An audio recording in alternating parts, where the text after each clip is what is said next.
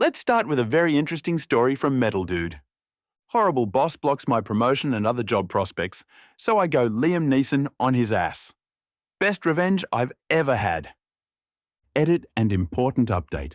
Almost 6 months after I made this post, and I just found out Stalin now knows I did this to him. A former colleague came to my bar last night and told me this thread on Reddit was seen and read by someone at my old office. The news was out, and soon people started putting the dots together. I don't know who informed Stalin about this, but apparently he knows. I haven't heard anything from him or Knive Girl because, seeing she still works at the same office, I'm pretty sure she now knows I spilled the beans on her as well. To be honest, I thought I'd be horrified if people found out, but I actually feel excited. TLDR in the end, because it really is a long story. Not everybody's going to want to read the whole thing. Dutch, Flemish, and French are my first and second languages, so please try and look past any grammar or vocabulary mistakes. This is a bit of a long story, but I really wanted to sketch an image of what kind of a person this boss really was, so you would understand why I sunk so low as to seek my revenge in such a brutal way. I was desperate, and he had it coming. I stumbled upon the revenge stories here on Reddit about 2 weeks ago, and it dawned on me. I have an excellent revenge story myself. Why not share it with you guys? This happened a few years ago, and because I recently left the company, I feel it's safe to share this story here. I, Metal Dude, then 35M, was working in a major wholesale company in Belgium. I was second in command at a large branch of this company. The branch manager, then 40M, was a complete asshole. Let's call him Stalin from now on. He also responds well to Antichrist or Satan, but let's keep it at Stalin. Other characters in this story are my girlfriend, then 27F, Stalin's wife, Cinderella, then 30 plus F, the big boss of the entire company, Big Boss, then 60 plus M, and one of the heads of a department at our branch, then 28F. Let's call her Knive Girl. I was working for this company for quite a while at this point in time. I always got along with my direct superiors and was now second in command, well on my way to become branch manager myself one day. But then, out of the blue, my old manager got promoted to headquarters and was replaced by a new manager. Introducing Stalin. The guy was a few years older than me and introduced himself to the team as someone who gets things done, and that we would grow into the most successful branch of the company under his wings. He also didn't like the word can't, claiming to be deaf to that word. He was a winner and only surrounds himself with other winners. Roll eyes. Everyone immediately knew we had a character on our hands. From week one, it was clear to everyone that Stalin didn't know the first thing about the company and what we were selling, and he did not know anything about leading a team and working with people. He always knew everything better than others and had the annoying tendency to let other people do most of his work. So yeah, as second in command, I suddenly had a lot on my plate. I'm not going to bore you guys with the details, but my full-time job just became 2 full-time jobs because I had to do most of Stalin's work too, as in, here you go, and never expect a thank you or good job. So Stalin was a terrible boss. Surely things couldn't get any worse than this. Now could they? Spoiler alert, but yes they could. One day I was working and I got a telephone call. The person on the other side of the line introduced himself as an important manager of our biggest competitor. For such an important manager, his French was really bad, so I already figured something was fishy. And why would a competitor call me and introduce himself as being an important person? Turns out this manager was offering me a job at their company if I was willing to share any company secrets of my current employer and maybe try and steal some customers away to the competitor's company. I didn't buy into this absurd conversation, but I remained friendly and respectfully declined his offer. 1 hour later, I get called into Stalin's office. He then confronted me with the phone call and told me he was testing me to see if I was loyal to the company and to him. He ended this baffling conversation with the words, "And I will continue to test you from time to time in the future." What? The guy prank called me himself, to test my loyalty, while I was drowning in work because I had to do most of his work as well. And douche over here was spending his newly required free time by doing esht-et like this. Who does this? This is the stuff you see in bad comedies, not in real life. Things got even worse in the weeks to come. Stalin began to do less and less of his work. There were times when I came into his office to ask for some help, only to find him reading the newspaper or even playing online poker. He didn't even try to hide it. After all, why should he? He was so superior, remember? When we didn't hit our mark and the results were not as good as anticipated, he would round everybody up and yell at us. He was expecting results from now on, and he wouldn't hesitate to fire people if they didn't have what it took, all the while without doing anything himself. To make things worse, he fired some people who were easily fired, new workers without a long-term contract, to set an example, and he didn't replace them to lower the costs. So now everybody was working 40-plus hours on a 35-hour contract, just to keep the branch up and running. Well, almost everybody. Knife Girl, the head of a small yet important department, stopped working at noon every single Friday. And Stalin himself sure didn't do 40-plus hours. Nah. Every Tuesday, he was gone by 2 p.m., his weekly Thai massage and relaxing spa. Every Thursday, he'd come in later and later. Turns out, Wednesday evening was soccer training. He was the coach of a team in the lowest amateur division. So after training, he was busy drinking beer like there was no tomorrow. On top of this, every Friday afternoon, he was gone as well. He told us that he always went to headquarters in Brussels then, meetings with the board and the big boss. I recognize bull rap when I see it. My former managers never had to do this. Also very mysterious, but he's gone every Friday, just like Knife Girl. You already know where I'm heading with this, but that's for later. Some juicy stuff coming up. Stalin also got a lot of pleasure from calling certain people into his office and yelling at them in person, threatening them with their job if they didn't start working harder and more. He especially seemed to target the youngest and newest employees, and if possible, the females. I don't recall him ever treating more mature male co-workers like this. But we, as a team, made things work, and we hit our target a few months in a row. It helped that a local competitor went out of business, of course, but still, we did very well compared to the other branches in Belgium, Netherlands, and Luxembourg. So at the New Year's reception, a company tradition, all the major branch managers and second managers are there, Stalin got called on stage, where the big boss, the head of the entire company, handed him over an award, Manager of the Year. Instead of thanking his employees, this sack of turds started thanking the big boss for the faith he had given him, thanked his pregnant wife, and then he started complimenting himself. He was a good manager with a nose for good business, and he knows how to get the best out of people. Blah, blah, blah. I nearly vomited. It was disgusting to watch. And then the applause he received. This was his moment, and he wanted everybody to know. The next day, the trophy he received, a cheap piece of metal, was on an especially designed piece of furniture in the middle of his office. Honestly, Stalin reminded me a bit of Steve Carell of The Office at this point, but the evil version with an even bigger ego. A few weeks later, I was working late, again, and by sheer luck, I glanced over at the security camera, and I was in shock.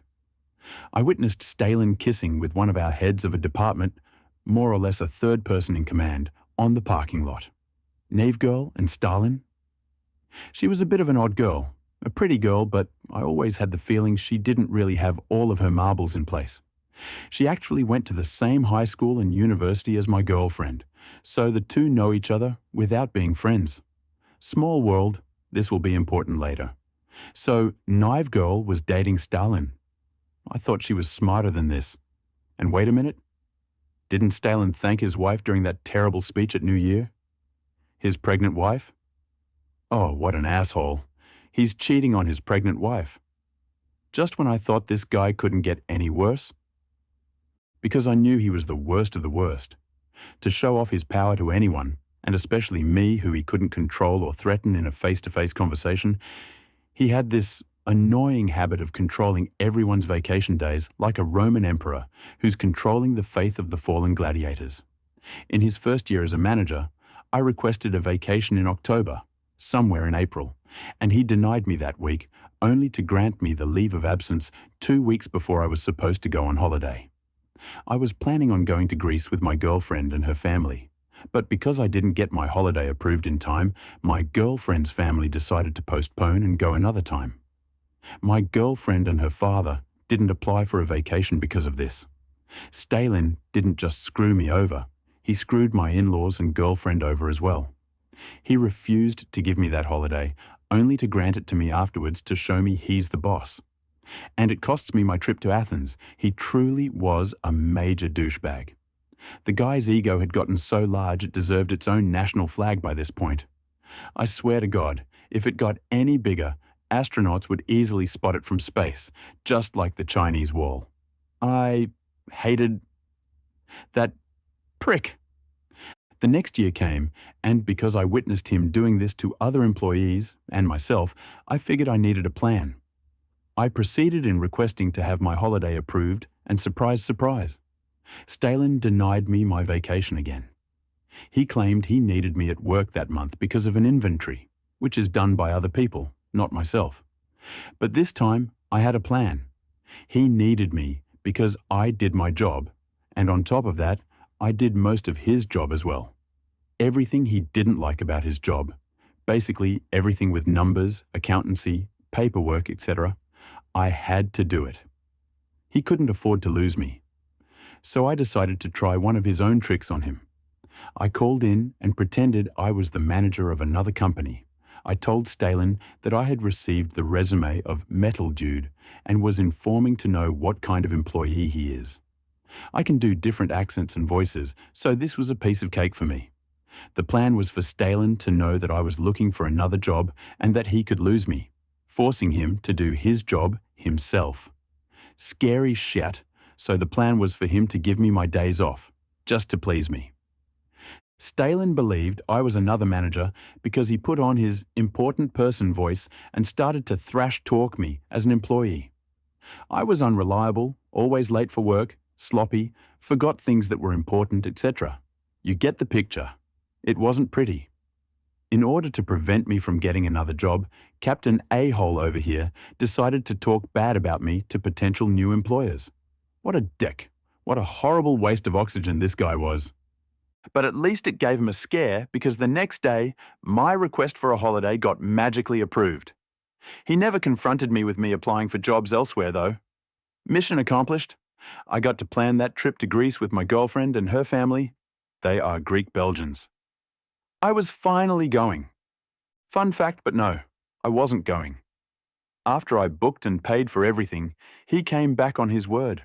1 month before I was supposed to go on a holiday, he called me into his office and told me he had to go on an important business meeting in Prague, Czech Republic, and because one of us two had to be at work, he had no choice but to cancel my holiday. I was speechless for a moment but started thinking really quick, so I demanded that he put this on paper because my girlfriend would not be amused.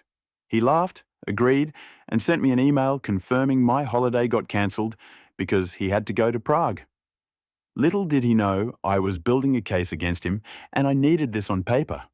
The moron actually believed it was just to show my girlfriend I had no choice but to cancel our plans. Now, if this were true, then yeah, I would understand. But I knew he was lying. I just knew it. But I couldn't prove a thing. I had enough, though. I really had enough. Working for this man was impossible, and he was standing in my way. I had heard through the grapevine that he had blocked my internal promotions. See, I know a lot of people at headquarters, and someone had told me how he branded me as incompetent for seeking a better paid, higher-up job within the company. He wanted me where I was at that moment, as a second in command who would do all of his work. This meant he was blocking my promotions and was preventing me from getting a nice job elsewhere. I heard firsthand how he down-talked my abilities.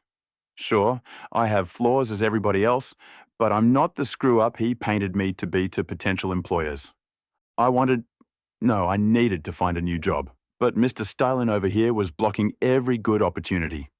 As long as he was in charge of the branch, I was basically his serf, bound to the company and bound to him as my lord. I needed a way out, but didn't know how to do it. But then Lady Luck walked into the room. The week I was supposed to go to Greece, Stalin went on his business trip, or so he told me. My girlfriend went to Athens with her family and saw something on Facebook. She called me and told me to open my WhatsApp. Girlfriend had sent me some screenshots from her Facebook. Turns out Naive Girl was posting pictures of her with Stalin in Switzerland. He went skiing with her. There was no business trip. That absolute disgrace of a human being had cancelled my holiday for the second year in a row so he could cheat on his wife with a younger woman. Ow, how I hated this dude. He did not expect my girlfriend and myself to see these pictures, though. Little did he know that girlfriend and Knife Girl knew each other and were Facebook friends. No contact in real life whatsoever, so Stalin really had no idea. It gave me the fuel I needed. I had proof he was cheating on his wife. Not just that. You see? Now, here's where things got really interesting. Only 2 weeks before this, I was networking at a company after drink, and I started talking to the manager of another branch, a direct equal to Stalin. I already had a few drinks, so I was a bit loose, and therefore did little to hide the fact that I disliked Stalin. And what do you know? That other manager didn't like Stalin either. Turned out Stalin only got his job because his wife is the daughter of the owner, Big Boss. This explained everything.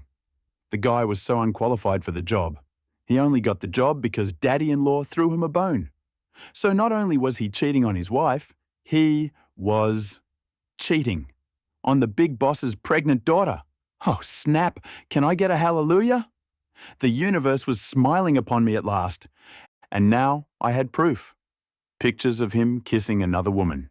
Time to set things in motion. So my girlfriend was in Athens without me, and Stalin was in Switzerland getting laid. I was stuck at work, and things were difficult because we were understaffed. I decided to send an email to all branch managers, plus the Big Boss who never responds, asking for extra help, and that I couldn't ask my manager because he is on a business trip and asked not to be disturbed. I knew he told the Big Boss he was on a holiday because he had to hand in a request to get that holiday. So him being on a business trip made no sense, and I knew that. I wanted Big Boss to know that Stalin told us a lie. I didn't have a direct line to the Big Boss. Heck, I only talked to the guy 2 to 3 times during my time at the company. So I needed to draw his attention in a sneaky way. This email caught his attention all right. The Big Boss immediately replied to me, telling me Stalin is on a holiday and that he will inform him that the request for backup was granted. I made subtle contact with the Big Boss. Now I had an email conversation going. Me: no, he told us he's on a business trip. That's why he cancelled my holiday. Big Boss: he's visiting an old school friend in Switzerland. I will get you some extra workforce myself. Me: here's the email in which he cancelled my holiday. I forward Big Boss the email Stalin sent me at my request. He clearly wrote he had to go on a business trip. Big Boss: I will talk to him about this. That's odd. Maybe he wasn't paying attention. I will call him this afternoon and sort this out. Thank you, and keep up the good work. The day after, Stalin calls me from Switzerland. Big Boss did call him, and this took Stalin by surprise. And Stalin doesn't like surprises. Little did he know this was just the beginning. I was prepared and decided to record the phone call. He went berserk on the phone, a little paraphrasing, "You are nothing. I can squash you like a fly. If I decide to take your holiday, there's nothing you can do about it. You're going to sit there like a little girl and take it all like the bunso that you are." Yes, he was very female-friendly. The Big Boss doesn't need to know I told you I was on a business trip. I don't owe anyone an explanation. You leave that senile old fart out of this. You hear me? At that moment, a light shined down on me from the heavens. I got him. It was just one sentence, but it was pure gold. Senile old fart. I bet rich daddy-in-law will have a field day with this one. I wanted more proof. I was like frickin' Sherlock or Columbo at this point. If he was having an affair, maybe those pictures wouldn't do. He could claim those were old pictures or something. I don't know. Didn't want to take the chance he'd talk his way out of it, so I needed more proof. Where was he going every Friday afternoon? Surely he was meeting Knife Girl somewhere. I needed to know where. Then a light bulb started glowing above my head. His emails. He once gave me his password to the company email address so I could access his work emails. Because this way I could do more of his work, you know. His password was the name of his favourite Belgian soccer team, Anderlecht. It's actually the biggest rival of my team. You can't make this stuff up. The guy was my antagonist in everything he touched. Would this password work on his personal email address as well? Surely he can't be that big of an idiot. But he was, of course. Mr. Idiot had the exact same password for everything. I found out he was on Tinder. I found out he was emailing with a chick from the Philippines. He must have met her there. And I found all the emails he sent with Knave Girl. Apparently it started way in the beginning, so they'd been seeing each other even before he got his Cinderella pregnant. Gotcha, motherfucker. As the Mission Impossible tune started playing, I began to unfold my plan. Stalin was now back from his little trip and acted like nothing happened. I could still access his email, so I checked every few days or so. On Wednesday, I struck gold again. He received an email confirmation of a visit to the spa wellness for 2 people at 3 p.m. and a confirmation of a visit to a certain restaurant at 6 p.m., also for 2 people. Both were for Friday. I wonder who he was going with. Checkmate mofo. Gotcha again. The timing was right for the next and final phase of my execution plan. I had printed out the pictures from Knife Girl's Facebook. Stalin kissing with Knife Girl, them skiing, them having drinks together, and Stalin in front of the Swiss flag in front of a cabin. Classic stuff. He was such a grateful model. I had put these pictures in an envelope and put a little note in it. It said something along the lines of, "Hey, we don't know each other, but I felt you needed to see this and know that your husband is having an affair. He did not go to Switzerland to visit some old school friend. No, he went there with this chick. Her name is Knave Girl. This is her address, this is her email, and this is her Facebook and phone number. She isn't a bad person. I don't even know if she knows he is married and has a kid." He told his boss he was in Switzerland to visit an old friend and told his co-workers he was on a business trip in Prague. Both are lies. He is having an affair with a girl from his work. I have hacked your husband's email and found some interesting stuff. You can read it for yourself. His password is Anderlecht. Please take your time in reading these emails and check the last mails he received. They're meeting up at Name Restaurant at 6 p.m. today. Before this, they are going to the spa resort at 3 p.m. I am sorry to throw this in your face. I know it's a lot, but you deserve better than this scum big. Signed, Anonymous. I had some reservations as to include this poor girl, Cinderella, into my revenge. I was about to destroy her world too, and she didn't deserve this. But my girlfriend convinced me. She said, "If it were you and you were cheating on my pregnant ass, I'd want to know sooner rather than later." She needs to know Metal Dude. Obviously, my girlfriend didn't call me Metal Dude. That'd be weird, but you understand, right? That particular Friday, I called work to say I'd be a little later that day because I had car problems. First time I was late in years. Instead, I drove to Stalin's and Cinderella's place and dropped the envelope in their front door mailbox and rang the doorbell, after which I quickly went away. I knew Cinderella was home alone. Her car was in the driveway and she was still home with a newborn.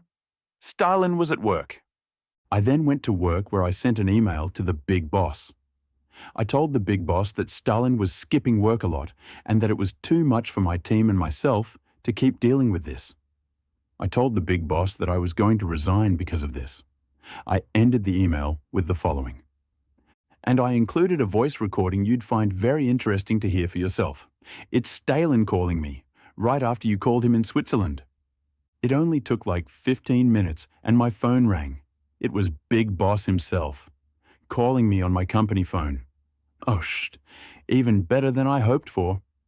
Big Boss told me he was amazed by how Stalin talked to me and about him and thanked me for sending this to him. He told me he would talk to Stalin about this and asked me to wait with my resignation for the time being. He would straighten things out. Me. He'll just deny everything, and as soon as you end the phone conversation with him, he'll project his anger on me. Big boss, no, I'm visiting my daughter and grandson this afternoon, and I'll swing by at work before that. It's not that far apart. Ding, ding, ding. Did he just say he was visiting his daughter? The daughter I just nuked to smatterings with the news of her husband cheating on her? The same husband Big Boss wants to talk with before visiting his daughter? Maybe I should play the national lottery this afternoon because everything felt like it was going my way. I decided to keep my mouth shut about the cheating, well, duh, but also about him being absent this afternoon. I was originally planning on complaining to the Big Boss that Stalin was never in on a Friday afternoon, luring the Big Boss to that restaurant at 6 p.m. But this was even better. No, let the Big Boss come in and see for himself that Stalin just wasn't there. 12 a.m. Knave Girl said, bye-bye to everyone, and off she went. 12:15 a.m. Stalin shut down his computer and left the office as well. Without saying goodbye, of course. Emperors don't talk to the peasants and plebs. 16 a.m. The Big Boss entered the building. It was showtime, bitches. Big Boss was clearly and visibly upset with something. Could it be his daughter showed him some naughty pictures already? Did he visit her first? He asked me where Stalin was, and I swear to God, Leonardo DiCaprio should hand me over his Oscar immediately. I acted all surprised and said, "Oh? You were coming here to talk to Stalin? I must have misunderstood at the phone. Why didn't you talk to him in Brussels, at headquarters? He's there every Friday, no?" The Big Boss looked surprised. "I deserve that Oscar, I really do." And went like, "What do you mean?" Me. "He always leaves at noon, every Friday, because he's meeting you every week in Brussels. Or at least, that's what he told us." I could see the dominoes inside Big Boss's head start falling as Big Boss's face went blank. He took his phone and called someone. He took a few steps back, but I overheard some parts of the conversation. I think he was calling his daughter because he said, "No, he's not here. Apparently he went somewhere." I can only imagine his daughter telling him about the emails and the information I gave her about the restaurant and spa resort. Looked like she hadn't told him that part yet. Big Boss. "Oh, really? I know that place. Okay, I'll come over." Big Boss then thanked me and said he'd take care of this and ended it with his classical "keep up the good work" as he left the room. I was full of questions that entire weekend. What had happened? All I know is that when I came in at work that Monday morning, Stalin was nowhere to be seen. Instead, there was some guy from headquarters telling us Stalin won't be in that week and that he'd be replacing him temporarily. After a month or so, they appointed a manager. Years later, I was working in Brussels at headquarters. I got that promotion. And I befriended a member of the board. During a business meal, we started talking, and when I mentioned I used to be second in command under Stalin, the guy started laughing. "That guy?" he said. "Man, let me tell you a story." The board member then filled in all the blanks I had for all of these years, not knowing I was the one who talked Stalin into the gallows, of course. Apparently, Stalin really did get the manager job because of his relationship with the Big Boss, being son-in-law. He was the golden kid, and Big Boss had big plans for Stalin. He was supposed to take over the company when Big Boss retired. But it turned out he was cheating on Big Boss's daughter with a few women and was also stealing time from the company by not being at work when he was supposed to be there. All stuff I already knew, of course. But hey, I was still an A-list Hollywood actor, so I acted all surprised and shit. Apparently, Big Boss and his daughter Cinderella walked in on him when he was in a restaurant with one of his mistresses. How I wanted to be a fly on the wall when that went down. I'd give my left testicle to see this whole event unfolding before my eyes. He then told me Cinderella divorced him, threw him out of the house, and Big Boss didn't fire him. They were afraid of legal implications, but instead demoted him to a meaningless position in the southern part of Belgium where people speak French. Stalin did not speak French. He only spoke West Flemish, which is like the hardest Dutch dialect known to man, so most native Dutch speakers, especially those from the Netherlands, didn't understand him either. Seriously, love people from West Flanders, but they speak a different language than other mortals out there. Klingon is easier to understand. Needless to say, Stalin was lost over there. He did not fit in, had no friends, no connections, no more power, and on top of it all, he did not understand the language. He quit the company after a few months and was now working in a low-wage job. As for Naive Girl, she walked away unharmed. We never talked about it though. She met someone else and even married the dude a year later. Girlfriend and myself were invited to the wedding. Big Boss retired a few years later and sold the company to a foreigner. He didn't have anyone to succeed him, but the millions he received did miracles to soften that. His daughter apparently went back to the guy she dated before Stalin. They were still a couple the last time I heard. I do not feel bad for Stalin, not one bit. I'm not the kind of person who enjoys other people's misery, nor am I a sociopath, but this guy really boiled my kidneys, if you know what I mean. I never met such a narcissist, self-centered asshole in my entire life, and he wanted to destroy my life and the lives of many other people. As far as I'm concerned, I stopped him before he could do any more damage and saved my own career in the process. His wife is better off without him. The company is better off without him. My colleagues are better off without him, and I am better off without him. TLDR. Horrible boss keeps me from promotions and finding a better job. I explained why he was such a horrible boss. I found out he was cheating on his pregnant wife, who happened to be the big boss's daughter. I gathered as much evidence as I could, pictures from Facebook, hacked his email, recorded him talking shit about the big boss, etc., and exposed him as a cheater and fraud, without anybody knowing it was me who did that. He lost his marriage, house, and eventually also his job. The revenge is epic. Through clever tactics, OP exposes the boss's infidelity and deceit while maintaining anonymity. The fallout is deeply satisfying, leading to the boss losing his marriage, home, and job. The revenge reminds us that karma always hit. The next story is forum Reddit admin DumbB87. How I screwed over a racist, horrible, bigoted business owner and likely resulted in him going out of business faster. This occurred in a southern state. I won't mention the state because, well, you'll see. I was an account manager for a digital marketing company. We sold lead generation services to business owners to generate leads. One of our key selling features was, if you turned on call tracking numbers, plus recorded phone calls, we'd guarantee you X amount of leads based upon Y spend. And if we failed to meet that, you'd be entitled to partial, or if we really failed, potentially full refund. Some things to know about advertising. CTN, call tracking number. It's a unique number that's assigned to a certain point of advertising that consumers call. This number is only on that piece of advertising. It routes to the business line, and unless the consumer is very observant, they have no idea they are using a CTN. Call recording. If you turn on CTNs, we can record the calls and store the audio on our servers.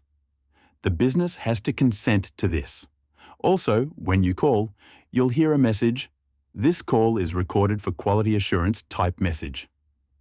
Both those are required to be eligible for our service guarantee. Story time. Part 1. The lay of the land. The business in question was a small dad and son contracting company with a couple employees. They primarily focused on smaller jobs such as windows, drainage, finishing, etc. Unfortunately, this business owner was a royal Peter. He went back years and his account was filled with nothing but complaints. Also, there was a strong suspicion that he was racist because his last account manager was black. The business owner, who we will name Scott, refused to ever meet in person with the previous manager. Also, I was white. He had no issues finding the time to sit down with me and tell me how shit our service is. Well, it's coming up to do contract renewal, and he says we aren't producing his leads, and he wants to put in a claim for failing to meet our service guarantee. I spoke to my manager about this, and he said he wants me to listen to his calls, write a detailed report, and present my findings to the manager. The manager is worried this may end up in court due to the dollar amounts involved. Nearly a whole working week of hours, I probably spent damn near 40 hours on this, and I wrote a detailed 24-page report outlining the results of our advertising. To say I shred this business owner business practices is an understatement. The report was a straight-up attack on his poor customer service skills, disorganization, inability to execute, and complete and total failure of anything resembling any sense of standard business practices that just make logical sense. I will share with you a few examples of the types of calls I listen to. Small calls where multiple phone calls are truly epic in their total incompetence. Customer 1. I was a small-time landlord who had 3 different properties that had received a quote from Scott for work. The landlord had accepted Scott's quote and agreed to do business. In one voicemail message, offered to pay a deposit to start work. Throughout 4 voicemail messages, this poor landlord went from, "Hey, I want to pay you," to "Are you okay?" to "Why the fuck aren't you returning my calls?"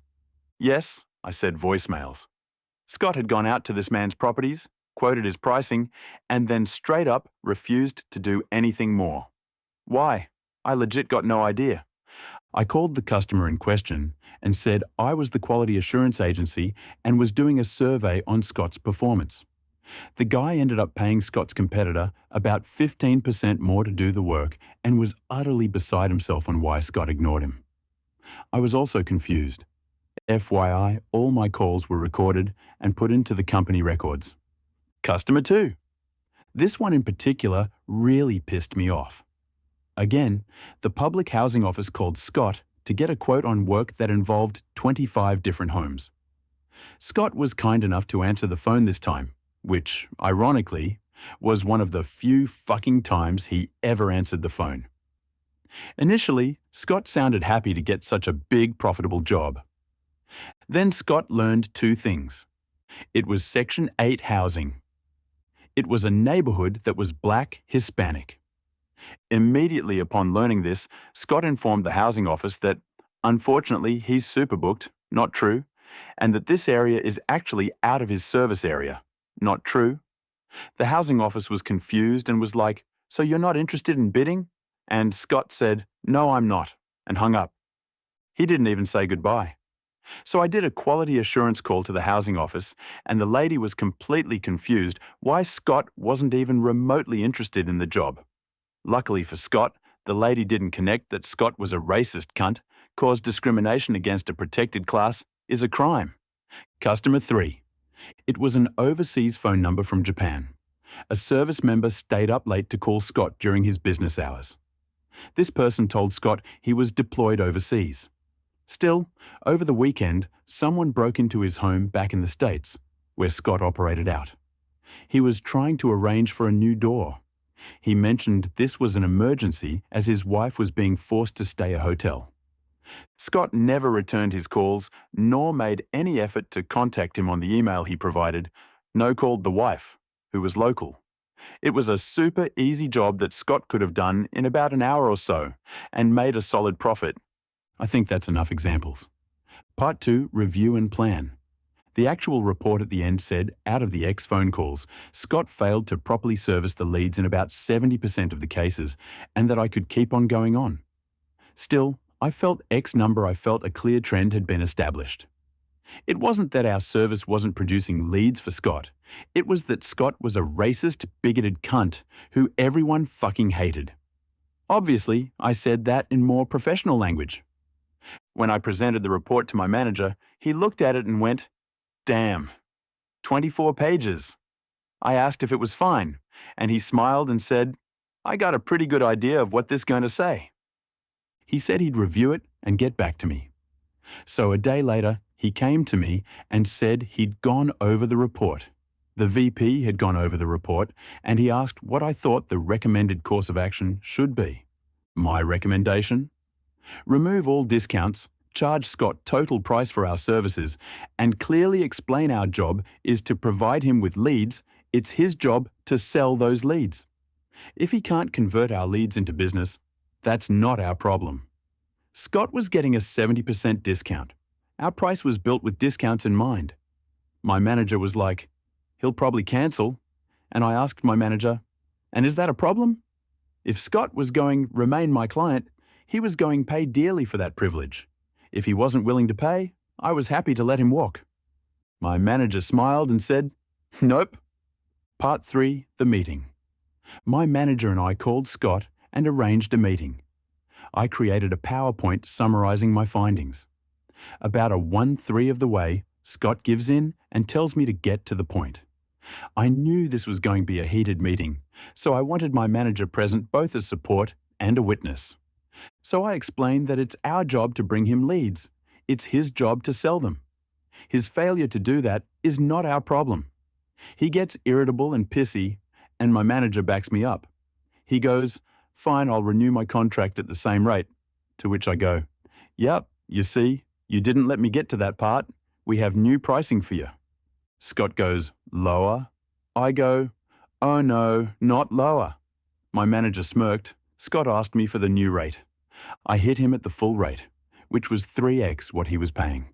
Scott is furious with me, says I'm overcharging him, says I'm ripping him off, says I'm a horrible salesperson. He tells my manager I should be fired for treating him like this. My manager looks at me, and I had been waiting for the moment.